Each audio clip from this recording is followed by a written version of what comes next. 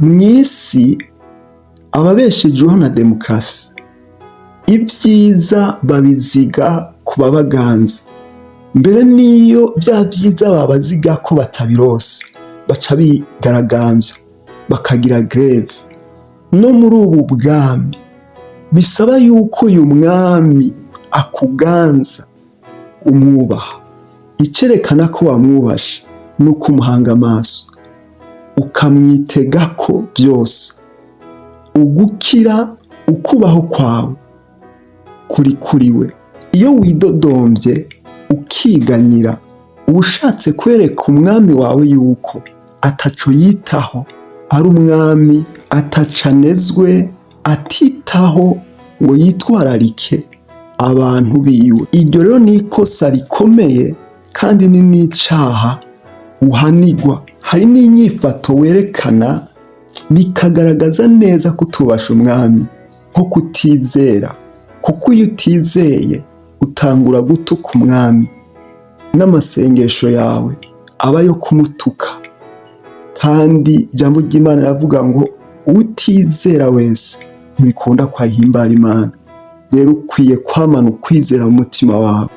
Icete ca mbere canditswe na Petero, igice ca 3 ku murongo wa 13 haravuga ngo: ariko mwubahe Kristo mu mitima yanyu ko ari we mwami, muhore mwiteguye kwishura umuntu wese ababajije inyanduruko y'ivyizigiro biri muri mwebwe, ariko muri n'ubugwaneza, mutinya, mufise imitima itari mw'ijwi ribagiriza ikibi, kugira ngo no kuvyo muvugwa nabi abatuka ingeso zanyu nziza zo muri Kristo bamaramare.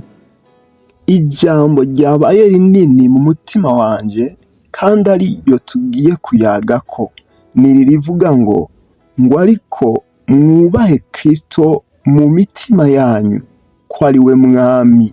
Yesu Kristo niwe mwami wacu. Ubwami bwiwe buri muri twebwe mu mitima yacu, nihategekera akaganziriza. Ivyashuwe Yohana igice ca mbere ku murongo wa 5 wa 6 hari amajambo avuga ngo: umwe adukunda yatubohoje ibyaha vyacu amaraso yiwe, akaduhindura ubwami no kuba abaherezi b'Imana yiwe, niyo se icubahiro n'inganji bibe ivyiwe ibihe bitazoshira. Amen. Mu majambo Yesu yatanguye kwigisha yabwira abantu ngo bihane kuko ubwami bw'Imana buri hafi. Vyasigura ko abantu bakwiye guhindura uko bari biyumvira, ntibabe baciyumvira nk'uko ab'isi biyumvira. Ibikorwa vy'ab'isi, ingeso zabo n'imico yabo ijanye no gukora ivyaha, ivyo vyose bakabiheba. Uko biyumvira bigahinduka, ingeso zabo zigahinduka, ibikorwa vyabo bigahinduka, bakambara ivyiyumviro vya Kristo ari we mwami wabo, bakiha Imana nk'abazuke.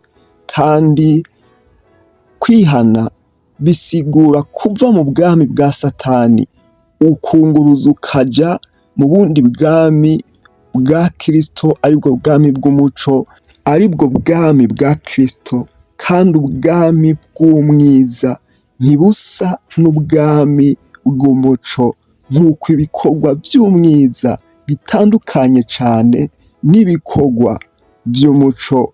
Ijambo ry'Imana riravuga ngo yadukijije ububasha bw'umwiza, atwimurira mu bwami bw'umwana wiwe akunda. Muri uwo niho dufise ugucungurwa, niko guharigwa ivyaha vyacu. Iyo umuntu amaze kwimurirwa muri ubu bwami, igikurikira ategerezwa kwemera kurongorwa n'Imana. Bisigura ko ivy'Imana igomba arivyo vyiza, kandi nimba wari wateguye gukora imigambi runaka, Imana ishobora kukubwira ati ivyo bihagarike, kora ibi. ibyo igomba nibyo vyiza kandi nibyo birimwo umugisha. Kuko mu bwami, umwami akora ibyo ashaka kandi nta n'uwumubaza ngo ibyo ukora ni biki. Amategeko yose aganza igihugu ava kuri we. Iyo rero uri mu bo aganza, utegerezwa kumvira amategeko avuye kuri we kandi ukamuhanga amaso ukamuyoboka. Kwitwa uw'Imana si ukwizera ko Imana iriho gusa, ahubwo ni ukwemera ikaganza ubugingo bwawe, ikaburongora mu ntambwe zose no muri detaye ntonto zose z'ubuzima bwawe, ukemera ikakuganza, ikakuyobora. Nubwo ubugombe bw'Imana bwoba ari ugucibwa izosi, wokwemera gupfa hako wemera kwicira inzira ukikiza.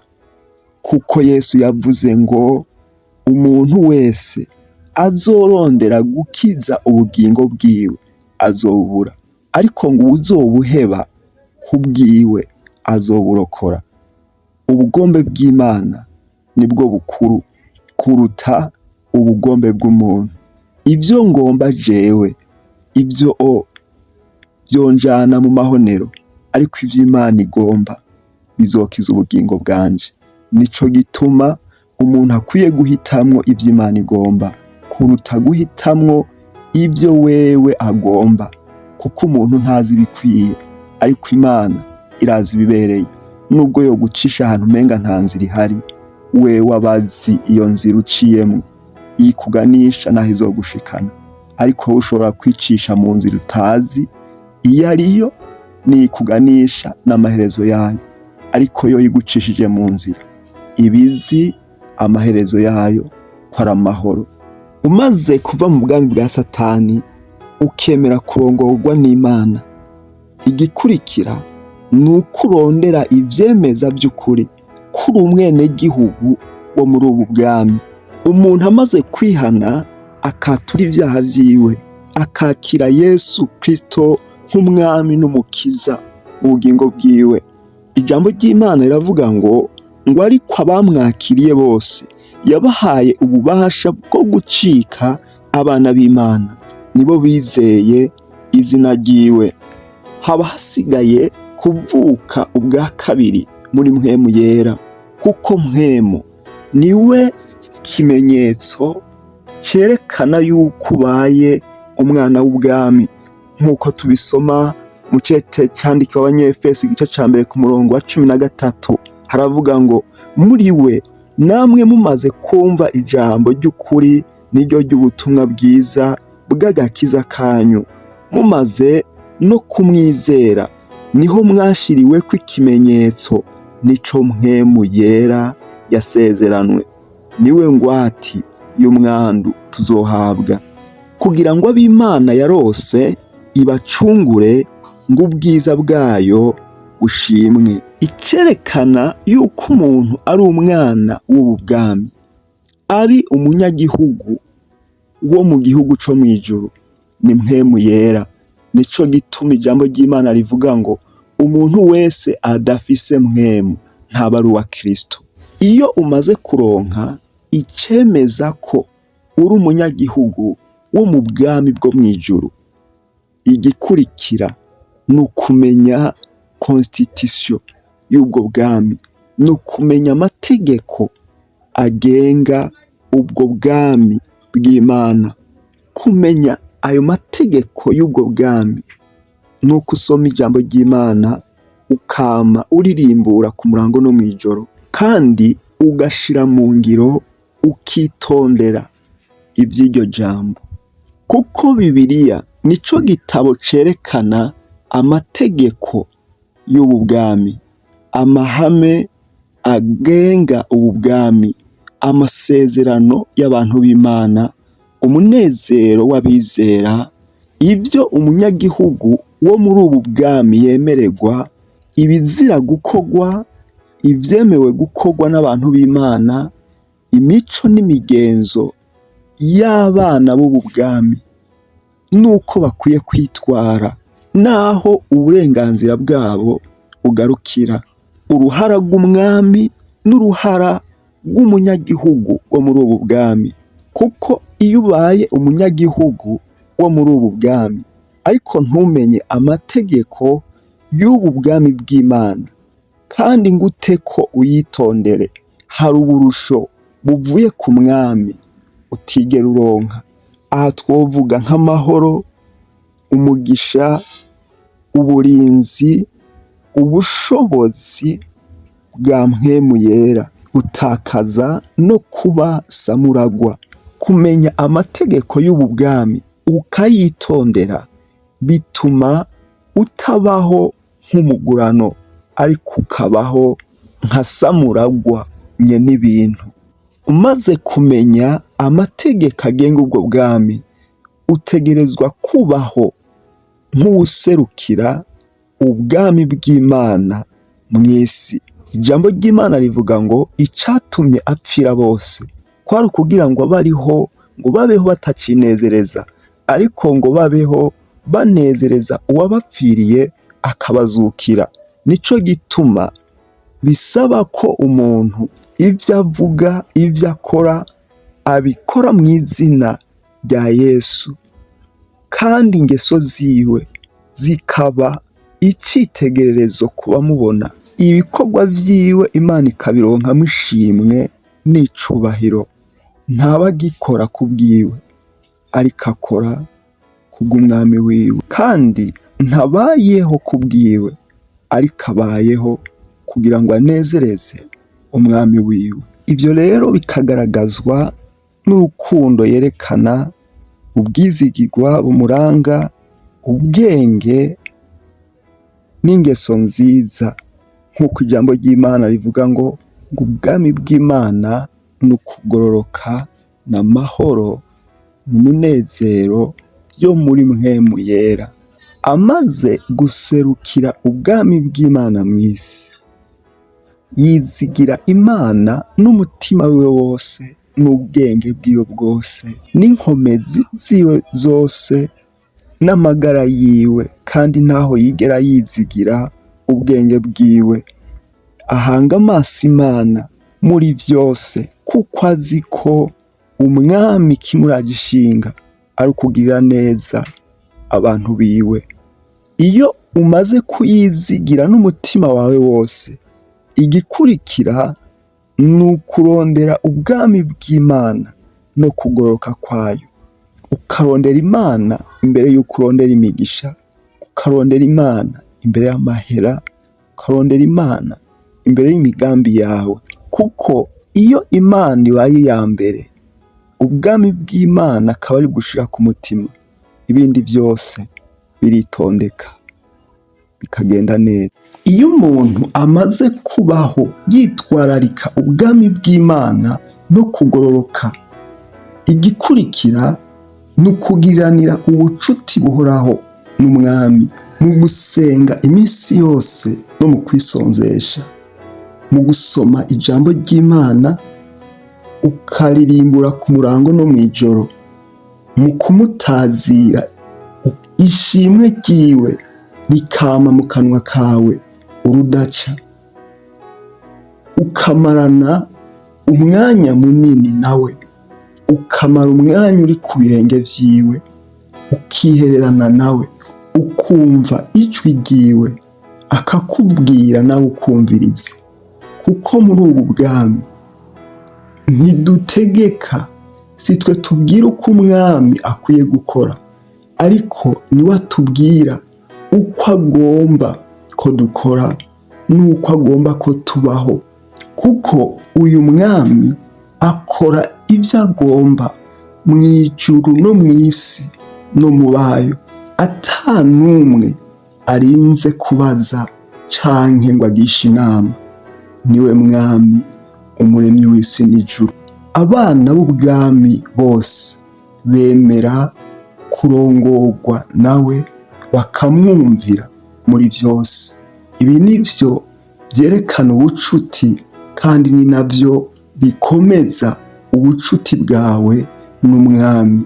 Umaze kugiranira ubucuti buhoraho n'umwami Imana, igikurikira ni ugukoresha ingabire wahawe, ibyo Imana yagushizemwo, ukamenya ko utabihawe ku bwawe ariko wabihawe ku bw'abandi, kandi washizweho kuba umukozi w'abandi kugira ngo ubwami bw'Imana bwaguke.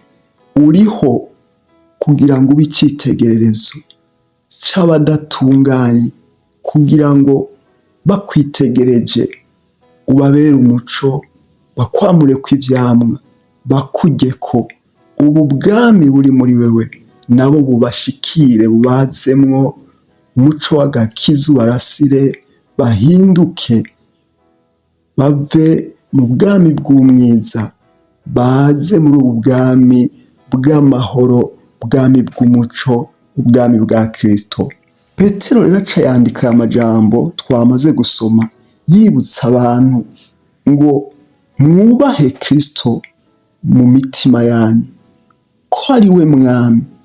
Yariko abwira abantu bamaze kumwimika kandi imitima yabo igahinduka ubwami, umwami wabo ari we Kristo aganza abamwo. Kubaha rero Yesu ubwa mbere ni ukubanza ukaraba by'ukuri ko umutima wawe wahindutse ubwami, kandi ko by'ukuri uravye uku kuntu twavyerekanye guhera ku ntango gushika kw'iherezo, ko ari we mwami aganza muri wewe, kandi ko ibyo utegerezwa gukora nk'umwenegihugu wo muri ubu bwami ubikora. Umaze rero gusanga Kristo ari we mwami w'umutima wawe, kandi umutima wawe nawe ugahinduka ubwami, wirinda mu byiyumviro, ukirinda mu mvugo zawe no mu byo ukora, ata kintu na kimwe gitandukanye n'amategeko y'ubu bwami coza kibabaza uyu mwami wawe, canke ngo bishike ngo umwinzirize ko ibintu adakunda. Ibyo byose urabyirinda, aho uriko uramwubaha, uramuhe agaciro ko ari we mwami vy'ukuri kandi umwemera. Ikindi nuko ishimwe ryiwe, nk'uko twamye tubivuga, ryama mu kanwa kawe urudaca, kuko mu bwami indirimbo zisamirana n'iz'umwami abaganje muri ubwo bwami. Nta yindi ndirimbo baririmba, ni ugushira hejuru izina ry'umwami no kuvuga ishimwe ryiwe, ko ari we mwami, ko ari we rugaba, ko byose babikesha umwami. Ikindi cerekana ko by'ukuri umwubashe nuko umwizigira ukamuhanga amaso, kuko mw'isi ababeshejeho na demokarasi, ibyiza babiziga ku babaganza, mbere n'iyo bya byiza babaziga ko batabirose baca bigaragambya bakagira greve. No muri ubu bwami bisaba yuko uyu mwami akuganza umwubaha. Icerekana ko wamwubashe ni uko umuhanga amaso, ukamwitega ko byose, ugukira ukubaho kwawe kuri we. Iyo widodombye ukiganyira, uba ushatse kwereka umwami wawe yuko ataco yitaho, ari umwami atacanezwe, atitaho ngo yitwararike abantu biwe. Iryo rero ni ikosa rikomeye kandi ni n'icaha uhanigwa. Hari n'inyifato werekana bikagaragaza neza ko utubasha umwami, nko kutizera, kuko iyo utizeye utangura gutuka umwami, n'amasengesho yawe aba yo kumutuka, kandi ijambo ry'Imana riravuga ngo utizera wese ntibikunda ko ahimbara Imana. Rero ukwiye kwamana ukwizera mu mutima wawe. Iyindi nyifato yerekana ko utubasha umwami wawe ni ukutihangana. Iyo utihanganye uracumura, wicira inzira. Rero ukwiye kurorera Imana umuremyi wawe, umwami w'abami, wihanganye, kuko akorera igihe ashaka, azira igihe agombera, akorera mu gihe ashaka, ntawumutegeka, ntawumubaza ngo ivyo ukora n'ibiki, kandi nta n'uwumuha urutonde agirako. Ni umwami akora ibyo agomba mw'ijuru, mw'isi no mu bayo, kandi atawarinze kubaza. Niba rero ushaka kumuha icubahiro gikwiye, kwekerera imbere yiwe, umurorere wihanganye. Ivyo yakubwiye azobikora. Nuko rero mwubahe Kristo mu mitima yanyu ko ari we mwami, muhore mwiteguye kwishura umuntu wese ababajije inyanduruko y'ivyizigiro biri muri mwebwe, ariko muri n'ubugwaneza, mutinya, mufise imitima itari mwijwi ibagiriza ikibi, kugira ngo no kuvyo muvugwa nabi abatuka ingeso zanyu nziza zo muri Kristo bamaramare. Imana nibahezagire.